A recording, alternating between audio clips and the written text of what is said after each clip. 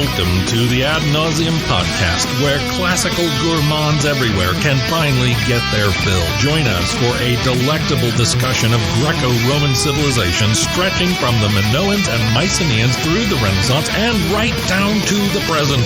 And now, ladies and gentlemen, here are your hosts, Dr. David Noe and Dr. Jeff Winkle. Welcome, Ad Nauserinos, to episode 100. As always, my name is Dr. David C. Noe. I'm here in the vomitorium on a, kind of weather-changey October evening with my good friend and co-host, the fabulous Dr. Jeffrey T. Winkle. How are you, Jeff? Feeling good this evening. Are you? The weather notwithstanding, you're right. It's kind of damp and rainy out there. That's okay. Yeah, it's fall in Michigan. What do you want? Yeah, well, I want something very different, but this is what I expect. What do you think you're gonna get? Yeah, but what about that opening music? That's different. What's going on there? That was rocking. That was. Yeah. The first part there, we got our friend Scott Van Zen. What did you call those things that he's playing? It's like arpeggios. Arpeggios, the wheedly, wheedly, wheedly, wheedly. Yes. Like that. And then the man himself, Ken, coming in with that nice bluesy solo at the end. Yeah, so I think it's our two wonderful music contributors working together. That's right. Yeah, contributing so generously their talent here. So we're celebrating a special occasion. This is episode 100. That's right. Yeah, we've reached the century mark on this podcast. It's very exciting. I knew we'd get here. And it's time for a cheesy clip show, right? It is, exactly. Who right. wants to do all the work of writing the script and putting together the material and checking the footnotes and, It's time to rest on our laurels and just kind of phone it in from here. It's not time to put on makeup. It's not time to light the lights. No, not at all. Not time to get things started. And who knows what heights we'll hit on with the show. This is it. No, it's time to sit back on the couch, let other people do the work, and that was the Muppets. Oh, and then you added in Looney Tunes. I did. I missed your reference there. I was never a big Muppets guy. That's a portmanteau of some sort. Yes. Mm-hmm. Yeah. But we're going to rest on our laurels this evening, and we're going to let ourselves do the work that we've previously done. That's right. Yeah, okay. We're going to mail this one in. That's right. Okay. So I'd like to give a kind of a semi-shout-out. Really? Yes, and that is to our friend Buster, who recently received another shout-out. And guess what this guy wants? What? When I told him we were putting together a cheesy clip show, yeah, he said, "Are you going to do the best of shout-outs?" Oh. He wanted to be in the best of shout-outs. Can you believe that? It's a little greedy. It's more than a little avaricious. But you know what? Buster, he via you, he sent me that clip from Spinal Tap. So that was all is forgiven. All is forgiven? Yes. Which one is that? The Spinal Tap clip? Yeah, which clip was it? Because I don't watch things he sends me. Come on. It's with David St. Hubbins, who's the actor, I'm forgetting his name, the guy who played Lenny and Squeaky. Yeah. He's pretending to be David Coverdale, right? More or less, right? But he's talking about seeing Yngwie Malmsteen play and wanted just to throw away his guitar. Right. Like, what's the point anymore? And so Buster, he's a close listener. Yeah. And so it reminded him of an episode where I was referencing a similar kind of thing. You see someone who's so good at something and you like to do that thing, but you say, I'm never going to get to that level, so forget it. Right. So I thought that was a brilliant little addition. It was. And I did watch it, in fact. And the funny part, and as I'm remembering now, the funny part is he says at the end there, I'm glad he added in the J to distinguish him from all the other Yngwie Malmsteens.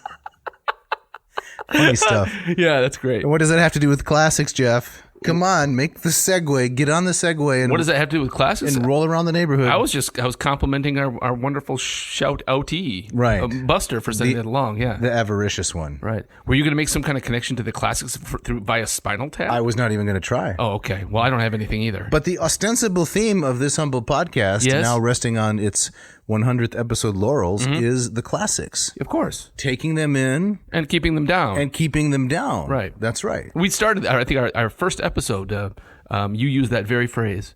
And I think that we've kept true to that vision. Okay. Well, let's roll that first clip then. We tossed around a few ideas, I think, but we settled on this, I think, for kind of two main reasons. I think, one, it's Latinate. Right. And that speaks to kind of the broader topics that we're going to be covering on this podcast. But it's lighter. It's kind of self-deprecating. That's ad nauseum means like to the point of vomiting. Yes. Right? So you've taken in all you can and you can't take in any more. Right, exactly. And then it comes out. I don't think I'm wrong in saying that when you see things written in Latin or when something in Latin shows up, say, in a movie, right. Often the intention is to kind of raise the seriousness level. Something in Latin immediately has kind of an aura of importance. Definitely. Right? In fact, pretty much not a week goes by that I don't receive some kind of communication from someone asking, it happened yesterday, how do I say this in Latin? Really? You get a lot of those? I get a lot of those. Wow. Because I want it to sound more important, more impressive, grandiloquent.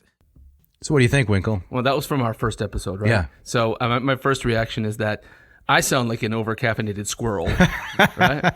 I mean, What do I sound like? I don't know what You're too kind to say. I am too kind to say. Now, the listener doesn't know that there was a proto first episode. Do you remember that? Oh, that's even more horrible to think about. In my living room? Yes, where we were trying to find ways to kind of contain the sound. Yeah, we right? were trying to manipulate the acoustics. Right, and I think we were huddled around. I think it was your son's Blue Yeti microphone. You're right. And then I think we propped up some stools and draped a couple of bedspreads or comforters over it. Yeah, it reminded me of like when my sons like to make forts with blankets and couches. And then we crawled underneath there and tried to record some drivel. It was ridiculous.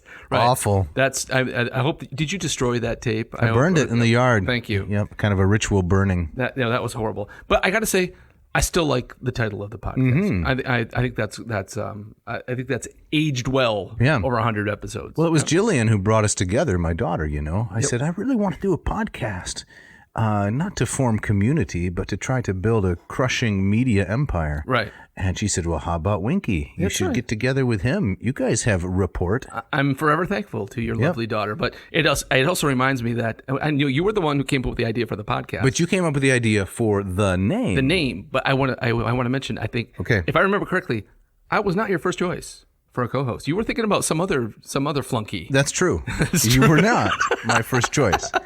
But the guy who was my first choice, he wisely said, you need someone who's more attuned to your particular interests. He said, I'm interested and I could help you, but you got to get someone with a lot of pushback. I mean, words to that effect. Mm-hmm. And you're the guy with a lot of pushback, let me tell you. After 100 episodes, the push is back. Oh man, you're feeling it. I'm feeling it this evening. All right. Should we roll another Let's go clip? on to the next one. Let's roll clip 2. Similar to when I was in graduate school and I was teaching and I described some passage of literature as macabre, and one of my students actually corrected me and said, "Mr. Noe, I think that's pronounced macabre." And I said, "You've got to be kidding! What's that R doing in there? It's clearly macabre." Right. And so I failed that student, obviously. Yeah. Do you think that joke has grown old? I don't think so. No. I always find mispronunciations hilarious. I do too. Right. I like the phonetic twisting of the English language. Yeah. All the unpredictabilities, right? Right. It reminds me sometimes in my myth classes, I will have students read aloud, right? Because I get sick of doing all the talking. You read this passage. I'm sure they get sick of doing all the listening. Absolutely. But these passages are loaded with long, complicated Greek words, right? And I don't give them any coaching because I think it's hilarious sometimes what comes out of their mouths. Yeah, the way they butcher that. It's tough. It is very tough. But it's also, English is not phonetic. Who knows what those letters are doing in there? Right. It's crazy. That's very funny. See, do you have any more mispronunciation stories along those lines? I used to think there were two different words, facade and facade. Really? I may have mentioned that on this show at some point. What was one and what was the other? Did you think they referred to? I thought a facade was something you would put in front of a fort, as a way to protect you. But then I knew that a facade was something that was fake. I see. But what I didn't notice was the little sedia. The C has that little foot, that little tail sticking down there. It's a French thing. Blame it on the French, I like to say. And then I realized that's one word. Wow. And so you never again designed or thought about a castle. No. And hiding behind the what was it? The facade. Good stuff. Now come on, our listeners, right? Mm-hmm. Let's indulge in some, pointless flattery of the audience. They're people who read a lot of books too. Oh yeah. And a common problem is when you read books, you are introduced to a wide array of words which you don't encounter in everyday speech, so you don't know how to pronounce them. Right. Yeah. To go a little bit pedantic here, which is my specialty, the average speaker uses about 3,000 to 4,000 different English words in any given day, right? But the English language has more than 1 million. Yeah. So it doesn't take long to get out beyond your comfort zone and your comfort zone-y, and then you don't know how to pronounce those words. Right. And if you only ever experience them, silently on a page, that's right. Right, you're gonna run into trouble. Yeah, you sound like an egghead. So those two clips were both from episode 1, back in the early days. Yeah. And then we're going to go on to episode 2, where something was wrong with the audio. How could we had technological problems? Oh, yeah. And so for Glaucus and Diomedes, it's the fact that they have this family history of guest friendship is way more important than their loyalty, you might call it, to the Trojan or the Greek side. That's right. Yeah. So to contextualize a little bit, a few generations from now, when, my granddaughter and your grandson meet up in some business setting and they're trying to hash out a deal, right? Buying or selling a house or advertising or something. The argument's getting kind of heated and the Winkles and the Noes are about to, draw on one another. And all of a sudden your granddaughter says, wait a minute, wasn't your grandfather involved in that short-lived but glorious podcast Ad Nauseam with my grandfather? Yes. And all of a sudden the conflict ends. Exactly right. Everything is smoothed over. They and that sit down. supersedes everything. Right. They sit down, they open a picnic basket, which is basically what Glaucus and Diomedes do on the battlefield. They open up this picnic basket and they start to compare notes of genealogy. Oh, that's pretty awful, isn't it? That's awful. I have to imagine that for you, that's like listening to jazz. Oh, it's terrible. We did figure out what the problem was, though. Right, were the microphones backward? Yeah, the microphones have only they're unidirectional in terms of how the diaphragm and the sound reception and the what's it nots it works. Yeah, and we had them turned around. We did. It's almost like we had no idea what we were doing. Right. It does sound like why did they choose to record from the bottom of a giant urinal? That's true. Yeah. All right, let's roll the next clip. This one is from episode 4. And we're going to get some impersonations. And as he's flying up, before he does it, he hears kind of echoing in his memory. He hears his father say, "It is forbidden. It is forbidden." Right. But he does it anyway. It's a great Brando, by the way. Thank you. It is forbidden. Let me tell you something. Just the range of that guy. It is forbidden. Oh, again, that's awful for an entirely different kind of reason. Why? Why? What business do I have attempting impersonations? I mean, that's a C- Brando at You best. think so? Yeah, maybe not the is forbidden part, but trying to do the Godfather. Yeah, and everybody does the Godfather. Right, that's right. Everybody can do like a passable Nicholson. That's right. Too, right. So which I'm not going to attempt right now. A passable Arnold Schwarzenegger. Exactly. Yeah. Right. So I mean, I guess maybe Brando kind of falls into that category when he's Don Corleone. I did some impersonations when I was a child. I was very keen on that. You were? Mm-hmm. Like who were you impersonating? I had a Ronald Reagan. Did you really? Well, he was the president at the time. Were you entertaining like family and friends, or what's going on here? Large gatherings of moose and Lions Club, and no, I'm kidding. Yeah. I was mostly entertaining myself. This is when, like, at the dinner table, like, for your family and your siblings, to kind of pull out your Ronald Reagan. Yeah. Yeah. Right. Wow. Mom, tear down these mashed potatoes. I had a John Wayne that was decent. Okay, yeah, that's another one that I think that most people could do passably. Yeah, he well. probably studied the classics. John Wayne. Well, I tell you, Pilgrim. It's funny. That's pretty bad. It is bad. It's Marion something, right? Is his real name? Was Marion, right? My kids have a neighborhood friend he's 9 years old, and I swear everything he says comes out like John Wayne. And so really? I was like, "Hey, Fulton, what you doing? How you doing today? Can your sons come out and play today?" Oh, it's so funny That's great. Yeah. Now let's skip ahead. Let's skip ahead to episode 12. We got a nice clip here from episode 12. I try to find like a bowl of spaghetti or something like that. A bowl of spaghetti? Where's this going? Well, it's something chaotic, right? There are a number of different elements, but there's no discernible order. Gotcha, right. Maybe a picture of a dorm room or something. Something that's all just kind of discombobulated. I gotcha. I always use the image of like a lump of clay. Well, a lump of clay is something that's good. awaiting to be ordered. But there's nothing else in it, though. Well, come on, Winkle. I mean, the translation that's often given for chaos is a yawning gap, right? A yawning gap. You got a photo of that? So what were we doing there? We're trying to identify or define chaos. Okay, like a visual. Right. A visual image. How are we supposed to?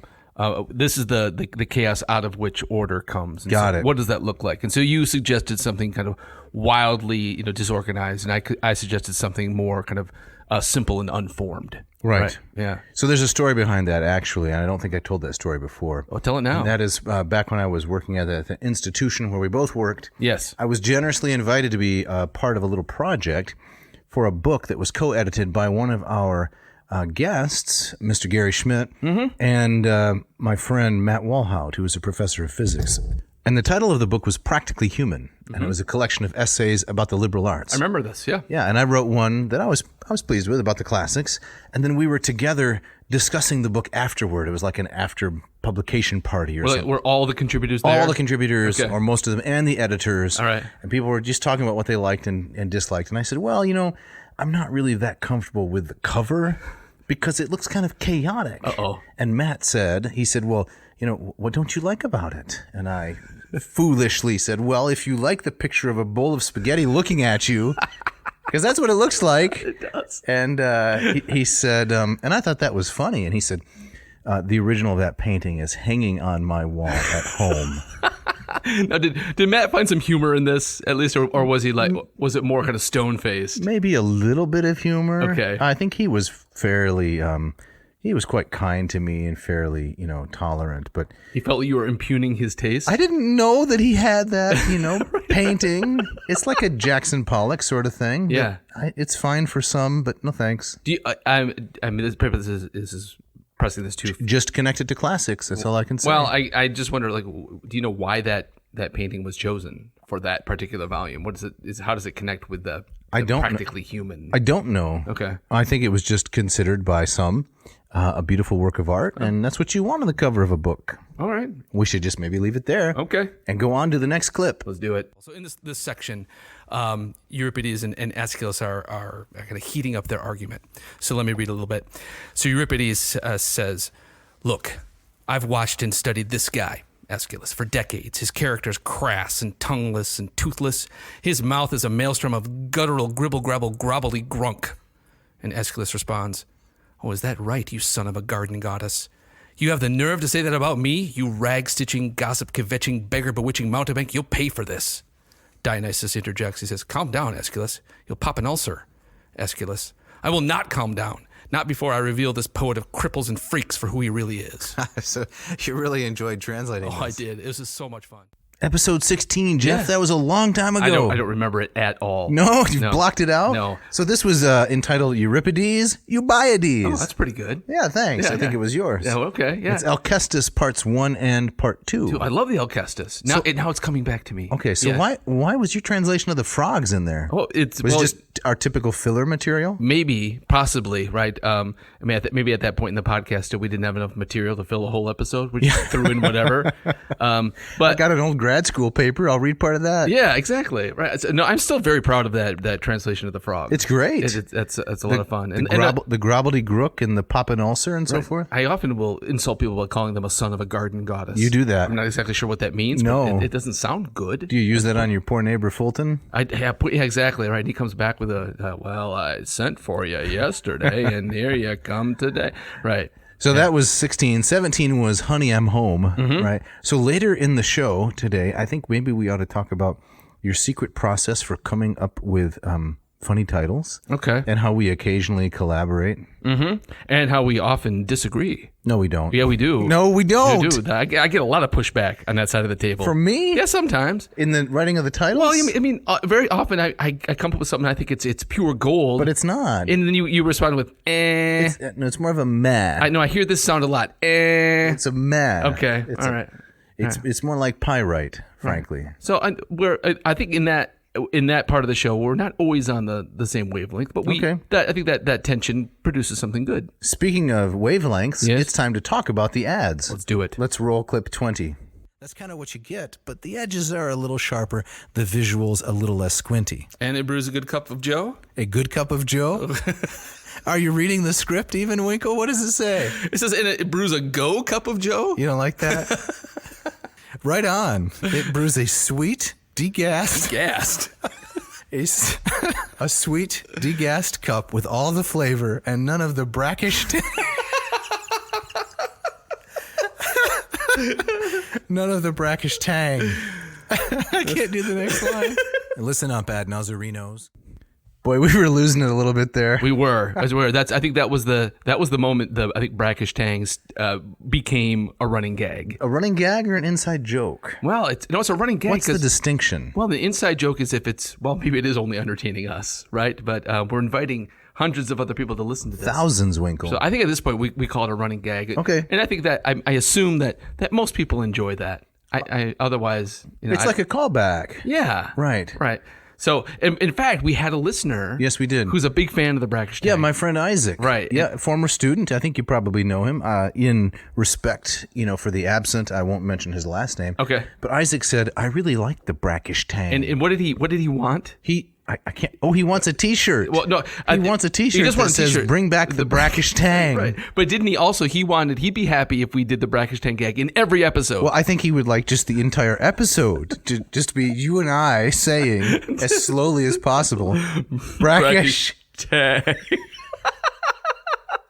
But for those who, the majority of the audience, are bored by this drivel, what was the genesis? What's the backstory of the brackish tang? It was Peter Green's phrase. I Yes. believe, right? And it was From his great book, The Greco-Persian Wars. right. And he was putting the reader, at the scene of the Battle of Thermopylae before kind of it all went down. Yeah, the mise en scène. Right? Yes, and he he imagines the wind rustling through the trees. Yeah, it's beautiful. Leonidas marching along the coast there, Right. by the Gulf, And your nostrils are filled with the brackish tang of the nearby sea. which floats up over the plain to the hot gates. Yeah. So evocative. It was great. That guy can write. That's right. And here we've reduced it to a ridiculous, stupid running gag. A slogan for schlepping coffee.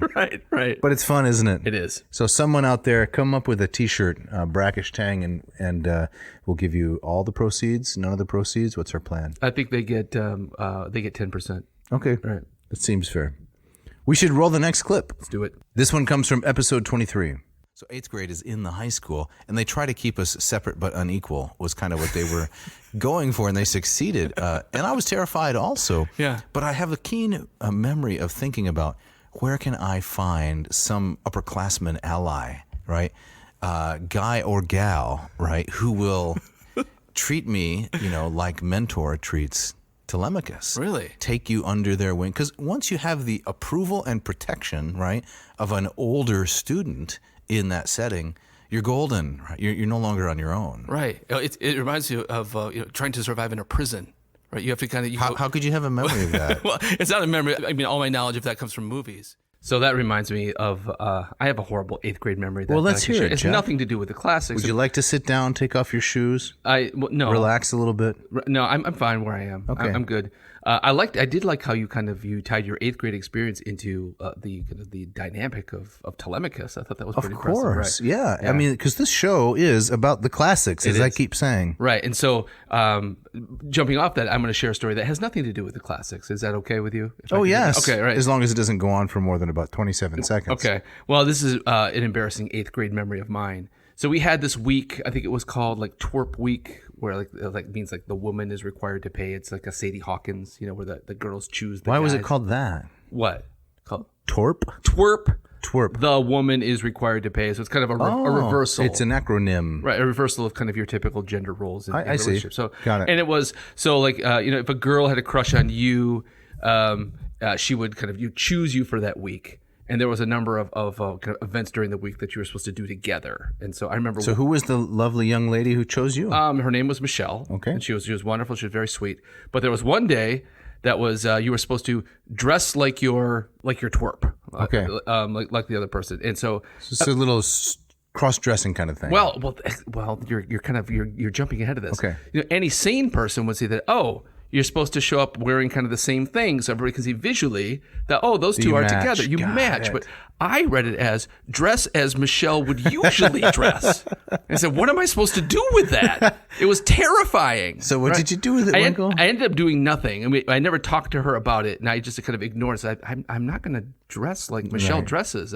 So you passed through the next 5 years or 8 years of high school and not one word to Michelle. Was that That was, after that week, it was pretty much done between she and I. But very short-lived? I do remember that idea stuck in my head. And I said, how can this possibly be? Who is going to do this? And I certainly was not. And so That's pretty embarrassing. and then when in the next day when I saw people dressing, with similar, like wearing like the same kind of Michigan sweatshirt, I said, Right. Oh, There you go. That's what it was. Dress like each other. Exactly. Wear something similar. Right. All right, well, let's roll a clip from episode 24.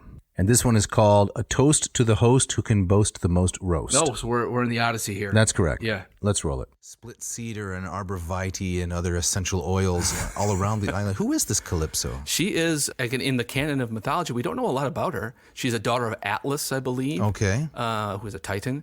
But she's a minor goddess with her own island. And there's, I guess, apparently a lot of these minor goddesses that have their own islands. Well, there are a lot of them out there. We'll meet Circe. Yep. And she's another one that shows up. But, That's right. Should we talk about her name? Yes, Calypso has a really interesting epithet. It's euplakamos. Euplakamos. Yes. Which means fair-haired. With goodly locks. With goodly locks. Yeah. Apparently she had long, beautiful hair, braided and tressed. It's an epithet of goddesses and women in Homer, especially of Dawn, right? And of Artemis. I'm reading here from the Liddell Scott and Jones, the big lexicon, the Great Scott.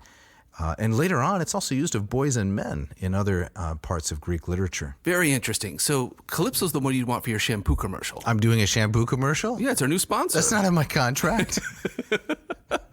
So I'm imagining that Calypso's bathroom cabinet is filled with the finest of hair products. I'm sure, yeah. What would be some of the things you think she might have in there? Well, I think she would have maybe a full line of BioRenew Hydrate Coconut Milk Shampoo and Conditioner. Maybe a Fructus-style smooth blow-dry anti-frizz cream? Oh, I think Homer later mentions that she uses nothing but Fructus style. I think so, yeah. Yeah. I think one of my favorites, as I was, Googling for the kinds of products that Calypso might use, was the Whole Blends Oat Delicacy Gentle Detangling Hair Milk by Garnier. Oh, by Garnier.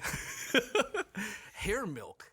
What do you think, Jeff? Oh, man, that nearly went off the rails. Or did it go fully off the rails? I think it went fully off the rails. Yeah. We got some hate mail. We did. Well, we got a super fan down in Texas. She knows who she is. And she said, I did not like that long spiel about hair products. Yeah. And I thought, well, the show's not just for you. Right. So. Right. I'm sure there were, as for every one of those, there were five that loved it. Right. Right. I mean, we were fishing for a Fructus or Garnier sponsorship, That's right. which never panned out. My motto is trust for success, always. I still can't look at a glass of oat milk the same way ever again. No, that was good stuff. Yeah, it was fun. Yeah. But can you attach all that to classics in some way? Of course I can, sure. Go for it. Yeah, so back in the day, teaching at that former institution, I had a very sharp young student. You'd know his name, first name Michael, last initial K. Yes. Yes, Know him well. Yep. That's right. And he coined a wonderful Greek word, a neologism. Oh, really? Yes, the Greek word for bed is lexis, Yes. and the Greek word for hair is a trichai, right? So he coined the term for bedhead, lexitrichia. Nice. Isn't that nice? Nicely done. Yeah, you got, I'm suffering from lexitrichia. My hair's all messed up from having That sounds way slept. more impressive than bedhead or whatever. Oh, yeah, right? lexitrichia. I got a bad case of lexitrichia. Nice. So nice job, Michael. All right, let's roll clip number 28, which was our conversation with Susan Weisbauer. Mm-hmm. I'm a musician myself, and so I keyed in on that you were a professional musician, and I just thought that was so interesting. And But Jeff, you like to perform more than practice, right? It's the opposite. No, I'm okay with performing. In some ways, I'm much more happier to be alone in a room with my guitar than in front of people. What do you think, Jeff? Was she mocking me with that high-pitched laugh there? Yeah, ha, ha, ha. Right. I think a little bit. Yeah, because it sounded kind of a little bit like Nelson from The Simpsons to me. Right? I think that you enjoyed that interview even more than I did. Well, it was wonderful talking to her. Yeah, and people loved it too. Later on in the show, maybe we will read off a list of the most successful episodes in terms of the number of downloads. Might surprise people, but that one's right near the top. It is. She's got a lot of name recognition. She does. I thought that she was just a really impressive person. Yes, a Renaissance woman, charming, is talented. But you're a musician, so as a little special treat, we're going to play a portion of one of your songs right here, and I think it's called Drama Queen. That's right. So before people listen to it, can you give a little bit of an intro to what's going on? Yeah. So the idea for the song came from I was watching a documentary about Janis Joplin, the great late singer who She founded Joplin, Missouri, I think. Yeah, exactly. Right. She died tragically young. She belongs to that horrible 27 Club, but she had that great, raw, wonderful rock voice. But the thing that struck me about the documentary is that she was from Port Arthur, Texas. Okay. And she went out to LA and kind of made it big in the scene. And Port Arthur, Texas is a very conservative town. And so there's a part in the documentary where she had some success in LA, and then she came back home, and she was gonna kind of stick it to to the squares, The right? locals. The locals, right? And what ended up happening is that the locals just kind of completely gave her the cold shoulder, and she ended up kind of. There was a really kind of sad interview where she just kind of crumpled, and she was kind of this lost schoolgirl, which is kind of reliving her school pain of being kind of an outsider back home, and she didn't get the great revenge that she wanted. And so I thought, the lyrics of the song are from the point of view of the people back home, kind of reacting like, who is this weirdo coming back home, and like, who does she think she is, kind of telling us how it is, Right. And so referring to her as the drama queen. Welcome back, drama queen. Yeah. So that's the inspiration for the song.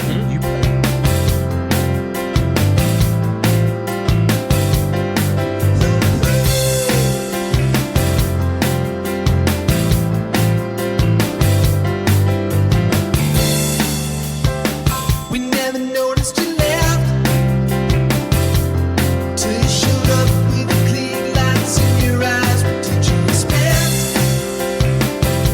Let everybody bow and scream and apologize. You called it back,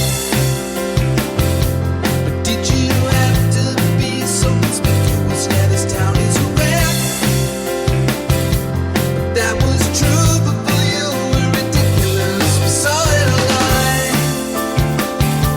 And it was a short drive to making a mess, from making the scene. Welcome back, drama queen. You play all of the instruments on that track? Yes and no. Everything. The drums are programmed drums. I'm not a drummer. But what do we go get? Bass, Bass, guitar, both electric and acoustic? I think it's just electric on that one, and piano, and vocals. and all the vocals. Impressive, Winkle. So what are you doing on this crummy little podcast? You could be out there on the scene, you know? I should be out there on the scene. Yeah. What am I doing here? Right. So let's roll the next clip. This is episode 31. One of our first guests. I think there was only just a couple before him, and this is Ed Watts about the decline and fall of Rome. I remember this, yeah. What is it called? Mortal Republic. Mortal Republic. Yes. All right, roll that clip. I don't like him as a person. And was actually, clear. even That was as clear. a Latin stylist, I don't like him. I like Sallust a lot more. Yeah, I know. Oh, Ed. You're talking to a but I will say Ciceronian that over his here. insights are incredibly precise and profound. So how do you feel now? Are you still kind of upset about him trashing your guy? Yeah, he trashed Cicero. Great guest, but I don't know. Anybody who doesn't like Cicero could that guy be a friend of mine? I don't know. I said, what are the chances of getting this guy back on the podcast? Pretty high, actually. Really? Yeah, he liked it a lot. Yeah, and he sent us another book, The Immortal Decline and Fall of Rome, something like.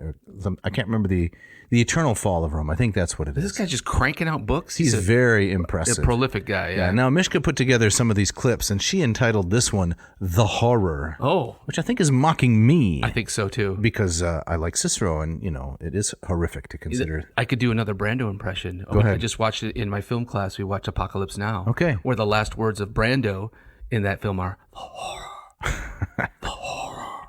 As Colonel Kurtz. Have you seen Apocalypse Now? No. Okay.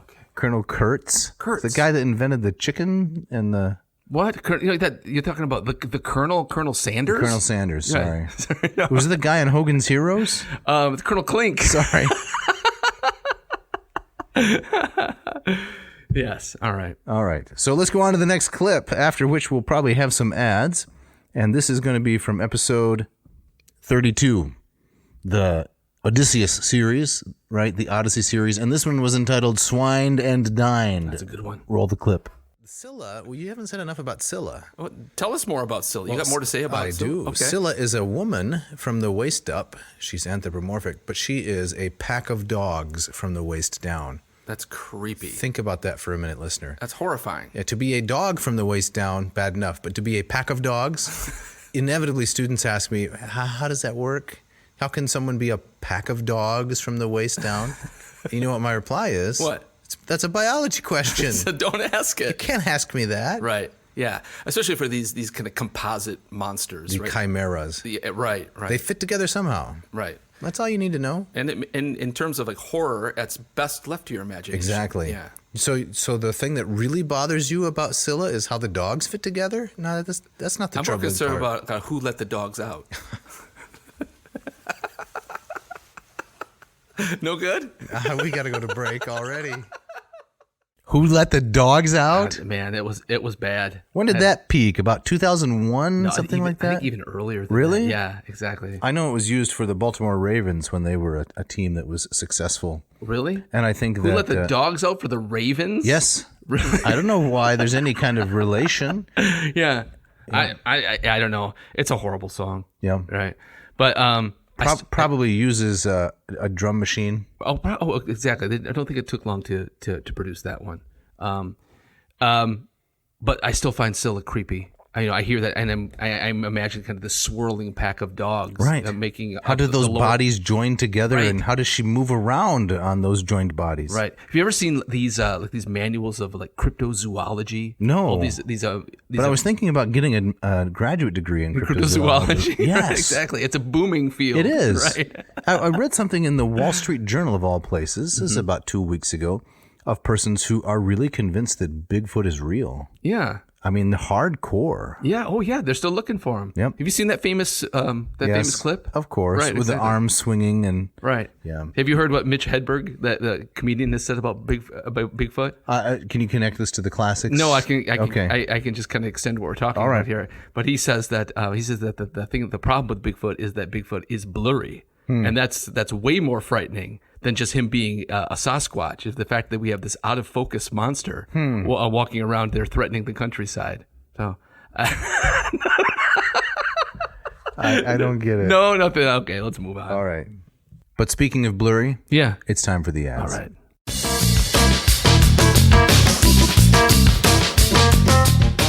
This episode of Ad Nauseum, the Cheesy Clip Show, is brought to you by Racial Coffee. Based in Portland, Oregon, the fabulous entrepreneur who is taking brackish tang out of everyone's morning ritual, Mr. Mark Helweg. Mark has designed an amazing machine. Jeff, what do you like about the Ratio 9? Ratio 9? Oh, sorry, 8. 8. I love my Ratio 8. It's the best coffee machine that I have ever owned. Mm-hmm. It's the best coffee machine I've ever used. And this is coming back, I had this extended road trip this past summer where we stayed in lots of different places, and they have the fancy breakfast, and they have kind of the Yeah. they always have kind of the multiple coffee machines Oh, there. yes. And I every time I walked in, I scoffed, I sneered. Right, exactly. Right. You have Like those- I'd use one of those. Yeah, exactly. You have the carafe that's kind of roasting on the boiling plate. The Kindle brick. And it was going to taste burnt. It was going to taste awful. Right. And it made me long for home. Yes, yeah. Yeah. So I was traveling this past week, took a little family vacation, drank coffee in a number of different settings, but much like you, I kind of lost my taste for it, and I was very pleased to get home, and Sunday morning brew up my first pot in the Ratio 8. It was fantastic. Right. And I graduated from the Ratio 6, which is another wonderful machine. It took time, but you paid your dues. I did. You went through the studies. You went to class. You filled out the exams, and you got to walk into the Ratio 8. I did. It was great. And so, listeners, if you're interested in either one of these wonderful machines, the 6 or the 8, you got to go to ratiocoffee.com. It's a gorgeous website. It is. It's beautiful. And just look at these things. They're works of art. Find the one you like. And if you type in the code, I believe it's ANCO7B. Yes, 7B, And that as in brackish. And that will get you 15% off your entire order. That's correct. And you'll also be supporting this podcast. Yeah. So we'd really appreciate it. It's, it's not a cheap machine. It's not squirty plastic discard after a year. It's an investment. But, you're only good as your tools. And if you're making coffee every day, I can't imagine regretting this purchase. No, and this is one of those areas where you get what you pay for. Exactly. And you buy this machine, it's going to be around for a very long time. Yeah, that's why this podcast is free to listen to. Exactly. You get what you pay for. So check it out. This episode of Ad Nauseum, the Cheesy Clip Show, is also brought to you by Hackett Publishing. Hackett Publishing, they've been around for 50 years. I believe exactly 50 years this Yes. year. This is their anniversary year. Started in 1972. They've got offices in Indianapolis, Indiana. They've got offices in Cambridge, Massachusetts. And for a half century now, they have been providing affordable, high-quality translations of works, not just from the classics, but from all areas of academia, from all around the world. Asian studies. Asian studies, Islamic studies. South American studies. And as we've talked about, they have multiple translations of the same work, so you can get the flavors of different authors, different approaches to these things. I love them for my classroom. I love them for my bookshelf. I can't say enough about Hackett Publishing. Just this week, Jeff, I received an email from a friend. I was a little surprised. I was pleased, of course, but I was a little surprised because this friend, longtime friend, was asking me advice and says, "Do you have a favorite English translation of the Aeneid?" And I thought, wait a minute. This got to be a prank, right? Come on. You got to know I love the Lombardo. Yes. So he says, in the more recent times I have taught Vergil, I approach the matter as teaching an author. We read selections and so on and so forth. Mentioned some of the other translations. Haven't written back yet. I'm going to protect the person's name here in case they're listening. Mm-hmm. But obviously the Lombardo, because the merits of that translation are just phenomenal. Yes. Yeah, agreed. And the selection is just amazing. So this morning, right, I was thinking about maybe some future episodes of this podcast. Of this podcast? Yes. We're not stopping at 100? No, we're going on, audience. Okay. And an author that I would really love to cover in some fashion is Lucian. Oh, yes. Right. Samosata. Yes, lots of fun. And so I thought, what's out there? What's out there? Right. And so I went to Hackett's website. The Menippean Satires. It came out last year. Ha! Yeah, it's hot off the presses. And it looks I looked at a little sample. It looks fabulous. They loved him in the Renaissance. Yes. Erasmus could not get enough Lucian. Right. Apparently a very witty guy. Right. Yeah, sharp and sarcastic. Right. But also a great window onto that era that we call the Second Sophistic. Did he have a gentle side, Lucian? And we're getting a little bit off track here. Or was he always brackish tang? Oh, I think he was tangy, baby, all the time. You stuck the spoon in him, you dropped it in the glass, you stirred it around, and you were, set as an astronaut. Exactly right. Are we getting away from the central? Who are we talking about? We're talking about Hackett Publishing. Hackett Publishing. Right. So, listener, go to hackettpublishing.com, HACKETT publishing.com. Find the works that you want. Drop them in your little satchel and type in the coupon. What's our coupon code for It's AN, as in ad nauseum, 2022. AN2022. Last year it was AN2021. The year before that, AN2020. Who knows what it's going to be next year? No, but stay tuned. Right. But typing in that coupon code will get you a couple of wonderful things. 20% off your entire order and free shipping. Check it out.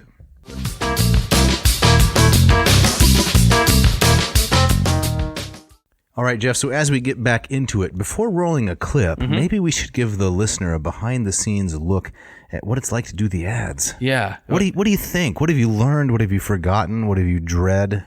Well, one, I have to say, I love our sponsors. Yes. I mean no, but sincerely. Sincerely. Yeah. Yeah, I love Hackett. I love Ratio. They've been really good to us. High-quality stuff, really. But it's hard to kind of keep the ads fresh, though. That's why we don't. That's right. That's why That's why they're all the same. That's why we drag out these same gags time and time again, and so it's not even Isaac, a gag that not even Isaac could love. Right.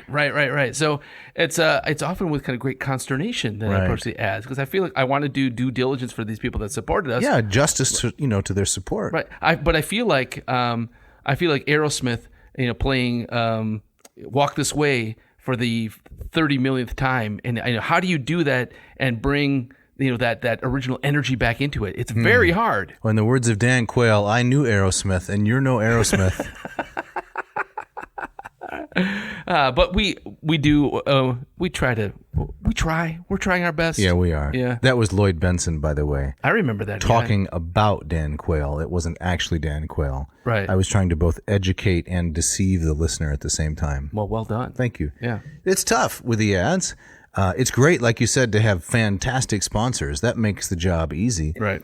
Some people have told me, your friend down in Florida, right? I don't remember her name. Yeah, Kelly. Early on, she said, the ads are my favorite part. It's a little discouraging. Right. Well, right after that when I mentioned that on air, right, she texted me and says, "That's not true. I love the podcast."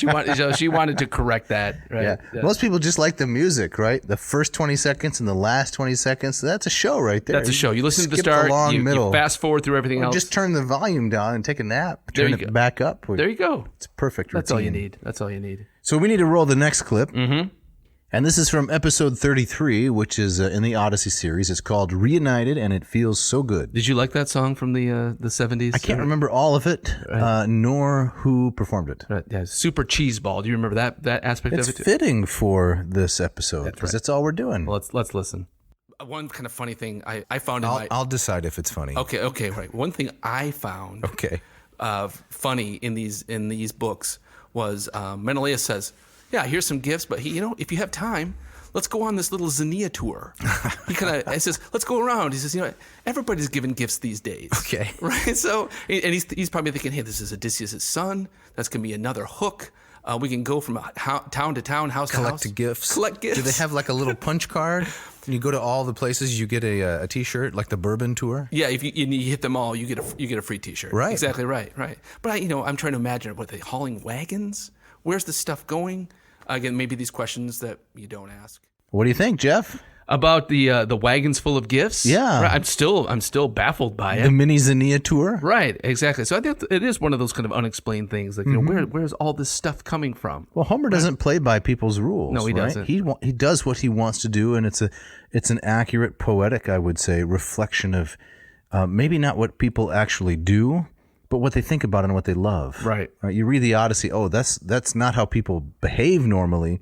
But it is what we think about. Right. Food and love and war and struggle. This is, occupies our minds. It's true. And so when we zero in on kind of that minutiae, you're kind of missing the forest for the trees. That's right. Right. So like in one of our more recent Aeneid episodes, right, and suddenly, when Aeneas throws these games, remember he has these boxes full of gifts. Yeah, you were bothered by that too. I was. Pulling out gifts from all over. Right.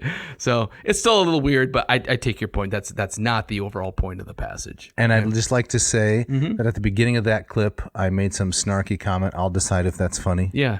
And I should have let you decide. Oh, I see. Because it was funny. You were totally right. Oh, thank you. So we should roll the next clip. This one comes from episode 34, still in the Odysseus series. Yeah. It's called Take a Gander at This Dream I Had.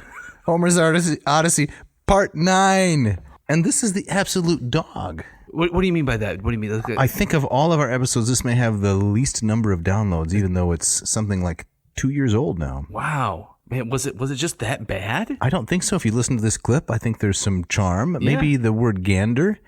As you think about how Google search works, gander is not a word I enter into the Omnibox very often. Is it for you? No, not at all. There's Gander Mountain, I think, some kind of clothing store. Right. So is your theory? That's it. Is your theory that when most people listening to this podcast are just stumble upon it. Stumble by typing in strange keywords. That's right. Right. That's why the episode "The Young and the Restless" got so many hits. I think. I mean, it's a good episode. You helmed that one. That was the Joseph Campbell one. You put that together. Yeah. But it's surprising how many downloads it got because I didn't think people were looking for that. Yeah. Okay. All right. No. Let's roll that one from episode 34. Okay. So in some of these minor suitor characters who are mentioned, and we get these little vignettes. There's a. I know who you're talking about. Yeah. Amphinomus. Amphinomus. Yes, exactly. Yep. I think he's one of these characters where Homer at least makes us step back. Yep. And mourn a little bit. Give them a little bit of credence, a little bit of sympathy. Right. Is Amphinomus the character that can live both in the palace and out of the palace? Exactly. He's Right. Or am I thinking of someone else? No, this is the guy. Okay. Yeah, he's as at home in a bedroom as he is out under the stars. Okay. Right? He's amphiminous. Amphinomus. Amphinomus. Yeah, what does he wrap his sandwiches in when he brings them to work? I'm not sure exactly. Aluminum. I thought you would have seen that coming. No. So what do you think, Jeff? That's great. That's great stuff, right? So I don't understand why the lack of download. I don't amphinomus. Oh, that's great. That's funny stuff. So maybe this clip show will encourage current listeners. Hey, I need to go back and listen to that. And that's the whole purpose, actually. Bump the numbers of the Cheesy Clip Show is to somehow resurrect episode 34. That's what. Right. Give it a new lease on life. Yeah. We'll see. All right, so the next clip is from episode 36. You remember the title of that one? We're still in the Odyssey series, yeah, here, right? So we're just slogging through it. This is Come for the Wine, Stay for the Retributive Justice. Yeah, was that yours or mine or a combination? I think it was. You were kind of all about the retributive justice. Oh, I always am. Right, and so I think I came up with the title kind of based on kind of your ideas around that. Kind of poking me in the eye, wouldn't you say? Not at all. It was an homage. Okay, yeah, I'll take it. Let's roll that clip. An almost impossible feat of marksmanship. And strength. Because the arrow has to be going at a very high velocities. Right. And as we'll see, just even stringing the bow seems to be an impossible task. Right. So this is where it all goes down. And Penelope goes up to retrieve the not the bro, the bow, and bring it down for the contest. So you wanted an homage, but you got a blooper. I did, but it makes me really wish there was a version of the Odyssey where Penelope actually did, mishear things, and she came down with the bro, and just like What is that? it's just like just like some dude, Big muscly guy. Yeah, who so, doesn't know what he's doing. like some kind of California guy. Hey, Right. what's going on here? What's with the X's? Right. Maybe have was it Fred Armisen Yes. from the The Californians? Californians. He could play that. Exactly. Comes in there and this just says, no, I not the said bro. the bow. The bow. Right. Right. That's a can't miss gag. That's like a spin-off into a sitcom based on the Odyssey. yeah. Right? I always thought that a great spoof would be, are you familiar with like The Bachelor and The Bachelorette? You know the show? I know the genre. It's to get a bunch of attractive young people together and see what happens. Right. And so, the Bachelor, has to kind of, winnow the field down and pick the one.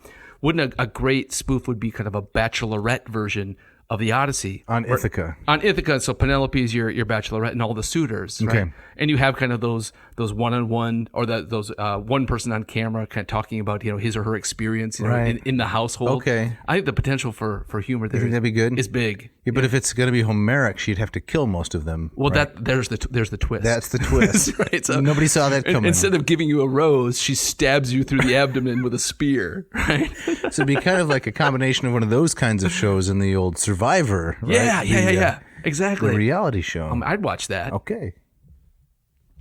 Well, let's roll the next clip. And this one is from episode 39, which is entitled, You Can't Dutch This. Okay, with a little MC Hammer nod. You came up with that. I did. And I liked it quite a bit, especially that we didn't spell the word you.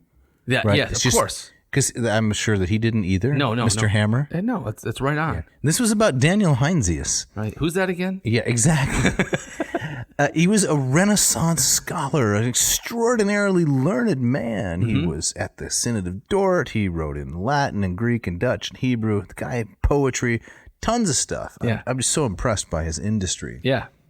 Well, let's roll the clip. Let's hear about it. I think this is the first time that Dutch 17th century poetry has been read on a podcast. It's got to be. I would think so. I would think that's a definite first. So what do you think, Winkle? Are we going too niche? With this Dutch poetry, or, Yeah, or the whole thing in this episode. I think if anything, it's not niche enough. Really? Yeah. I mean, I looked at some of our stats, and our listenership in Holland, in the Netherlands, is kind of saddeningly low. It's a little lackluster. It's as low as the lowlands in the. That's terrible. And you say not niche enough? No, not niche enough. I'm going to go even more niche, right? Right?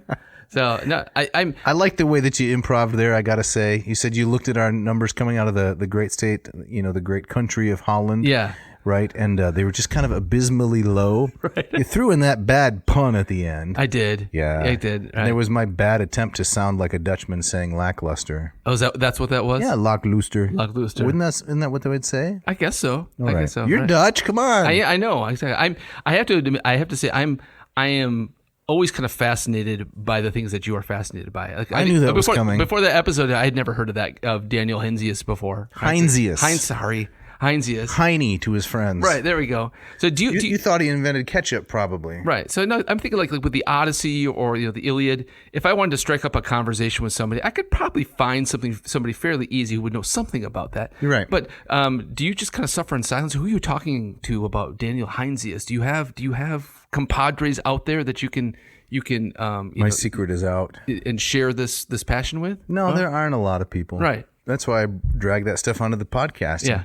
Like the one we didn't cover, which was the one on William Perkins and the memory treatises. Oh yeah. That was the first appearance of Lazy Steve. Yes. We didn't run that clip, but No. they can go back and listen on their own. I think it's number 18. Cranks for the Memories. Yeah. You remember that? That was good, right? Yeah, with Bruno, right? Giordano Bruno and Peter Ramus and all those. Kind of how to organize your memory. Correct. Right? Exactly. As kind of a building full of rooms. Yes, with or, images. or kind of rotating Lazy Steves. Yes, right? Yeah. wheels, big wheels. Yeah. Or is it going to be more of like a dialectical way that Perkins recommended? Yeah. No, I love that because that was all completely new to me. Right. Yeah. So what you're saying is, in conclusion, Yeah. my obscure esoteric interests have actually delighted you. Absolutely. To your surprise. I love esoteria. So we need to roll the next clip, and this is from episode 41, which is entitled, you ready? We Bowled This City. The Mysteries of Mithras. Yeah. The description. This week, Jeff and Dave do some spelunking to try to figure out what the strange mystery rites of the Persian cult of Mithras were all about. I imagine ourselves in, fedoras and Dan Rather travel vests, and we're, walking around the Mediterranean. The way these descriptions were written, it's like we're actually doing things. Right. Should we roll the clip? Yeah, let's do it. All right. Okay. And what about the mysteries of Orpheus? Orpheus too. Orpheus, famous for being the great musician, the great lyre shredder, right? Of Greek mythology. Lyre shredder. He's shredding like guitars. I'm borrowing this from you. Don't act like you don't know what I'm talking Lyre about. shredder. His amp went to 11. That's exactly what I'm trying to say. So he's a son of Apollo, the god of music. But he, too, has this strange story where he's descended upon by a group actually of worshippers of Dionysus. Maenads, and they tear him apart. Limb from limb. But his head goes on singing. As it floats down the river. Right. And so he goes on. It's a weird, strange, bloody story, but he also transcends death. His song transcends death. Yeah, to quote Celine Dion, his head will go on and on. Is that what she was talking about? Absolutely. So there we go. Right? Celine Dion? Yeah, what can I say? Big fan, right? You? No. But as I was saying to someone the other day when we were listening to, it was in the airport or something, she's got about 3 notes. It's like a G, maybe. Uh-huh. The G above middle C, I don't know what it's called, but the G, the A, and the B. Yeah. She owns those notes, right? Uh-huh. And when she camps on one of those notes, the sound is gorgeous. Yeah. But beyond that, I don't really like anything else. No, I think that's a very fair assessment, though. Isn't that kind of what pop music is, frankly? I mean, with some exceptions, you've got people who have honed a very small range, and all the songs are written to that register. Right. There's a joke about the 4-chord song. Right. You just basically need 4 chords, and you can play any pop song that has ever been written. And I think you're right. Celine Dion, she's very talented, but she has a very kind of a tight focus. A tight focus, right. Yeah. But I do like imagining the severed head of Orpheus singing the song from Titanic, right? That's a great image. As it floats down the river. That's a great mashup. All right, Jeff, so let's roll the next clip. And this one is from episode 45. And this was the episode with the great Ross King. Oh, yeah. A conversation with Ross King. Let's roll the clip. 2,000-acre park. And so I go for a walk there. I come back and work for another couple of hours before my wife then comes out. She used to have a bell that she rang. Stopped using it when this bell was to tell me it's time to come in and help cooking dinner. Did it make you feel Pavlovian, right? Time to come back to the 21st century. So there you go. Yeah, that remains one of my favorites. That was so much fun. That was so much fun. It was so unexpected, right? Because I think you sent out the inquiry, right? The generosity of the guy. Yeah, and he was so kind. Yes, and he didn't rush us. He kind of took his time. He was happy to talk about everything. Very gracious. Right. If you told me, 10 years ago, hey, if you start a podcast, you can talk to one of your intellectual book writing heroes. I'd have done it 10 years ago. Yeah. Who'd have thought? Who'd have thought? So this is, again, another reminder to the audience. If you haven't read Ross King's books, go out and do so. And he's one of those rare guys who can take a really complex subject, research it to death, and then write it in such an engaging and approachable kind of way. He's the best of kind of the popularizers out there. Yeah. I would start with the Pope's Ceiling. Yes. Which is Michelangelo. Agreed. Then maybe move on to Brunelleschi's Dome. Mm-hmm. And then Last Supper. The Last Supper. Yep. Another great one. Yep. And the Da Vinci. And then the one we read most recently, which is The Bookseller of Florence. Right. So good. Everything is a hit. So good. And he said, hey, next book, I'll come back on. Yeah, it was generous. And we're going to jump on that. Remember, we kind of tried to guess. So what is the next book? And we might have actually teased it out. Oh, Botticelli. Oh, that's right. Yeah. That's right. Which would be so exciting. Yeah, exactly. No, so that was a ton of fun. And yeah, I think that's in my top 3. Right. We have had some great guests on this program. There's just no doubt. I mean, generous to share their time with us and brilliant in their respective spheres of expertise. Yes. Okay, we're winding down a little bit, but let's roll the clip from episode 48, which was with our friend Dr. Patrick, and I'm using that term loosely, Dr. Patrick Owens. Roll the clip. Virum cognosco qui Romae adest. Right? Mm-hmm. I know a man who lives at Rome. Something like that. It have to be subjunctive because it's in indirect discourse. Relative clauses within indirect discourse require subjunctive. It wasn't indirect discourse. I know a man who. Yeah. That's indirect discourse. I know a man who. It isn't, is it? Yeah. It's just describing the man, isn't it? How's it indirect discourse? I know. Yeah. And then what comes after I know?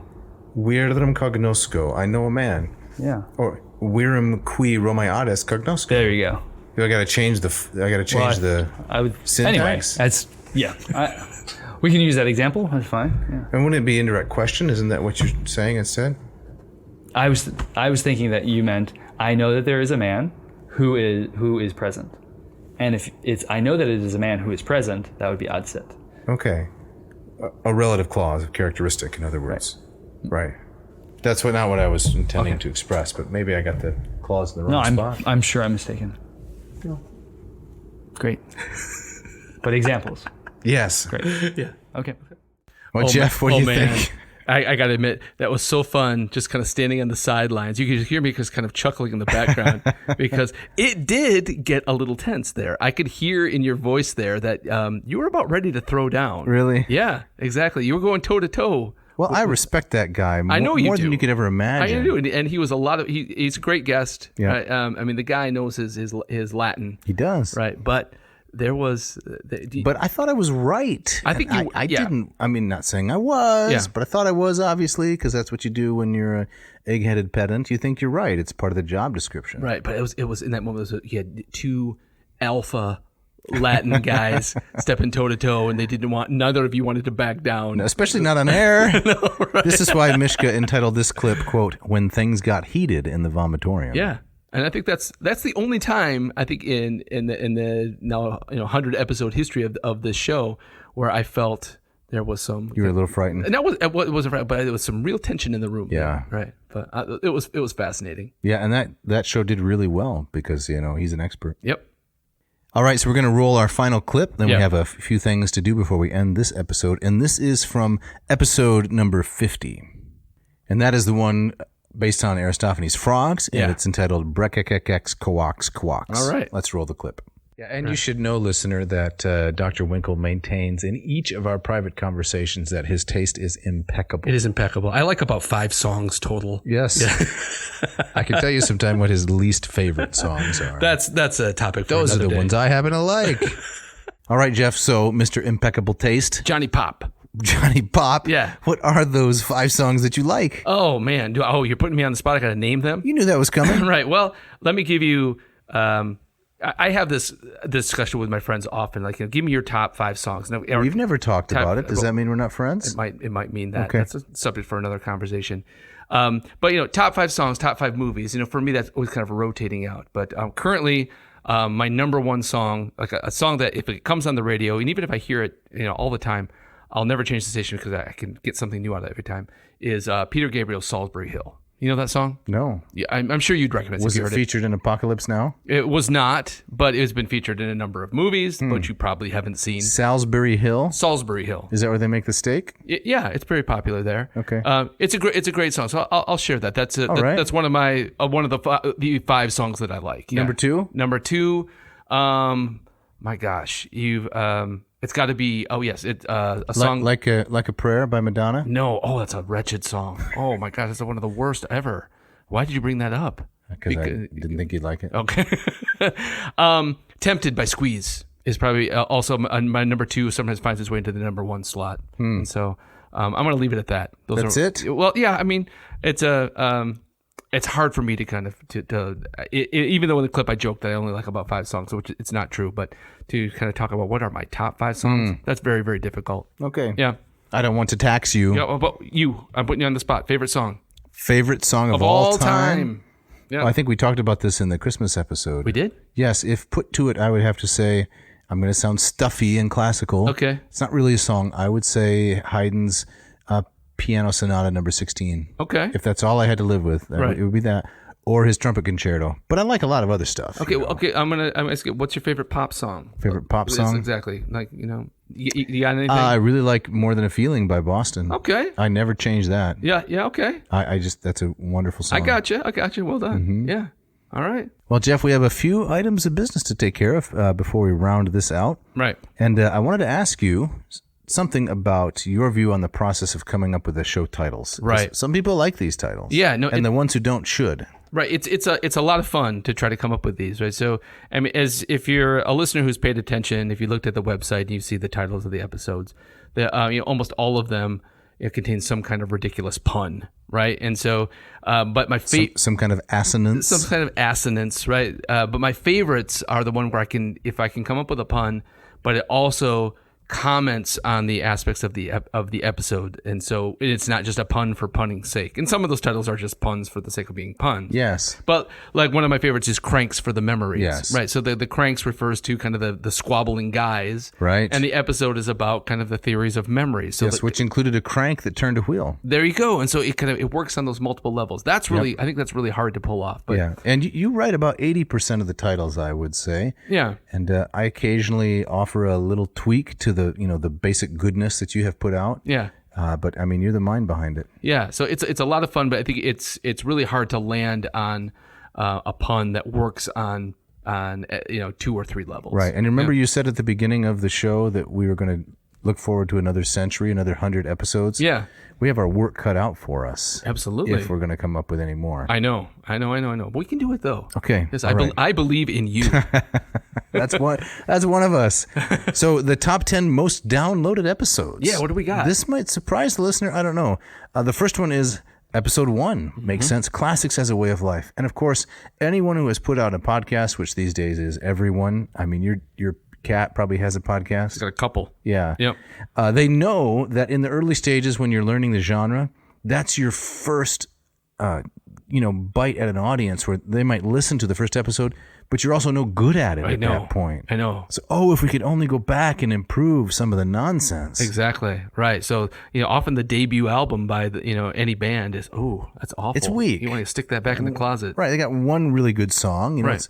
It's like the demo tape. Right? Exactly. And they get on to the real sophomore season. They're ready to go. So it's a kind of a shame. People listen to that first episode. These chuckles heads have no idea what they're doing. Turned it off right there. So that's episode 1. Yep. The second most downloaded is good. It's episode 2, Homer's Iliad Part 1. Then we have The Young and the Restless, Joseph Campbell and the Hero's Journey. Yeah. We have 28, Susan Wise Bauer, The Well-Trained Mind, a conversation with Susan. What's the Best Latin Textbook? Discussion with Patrick Owens.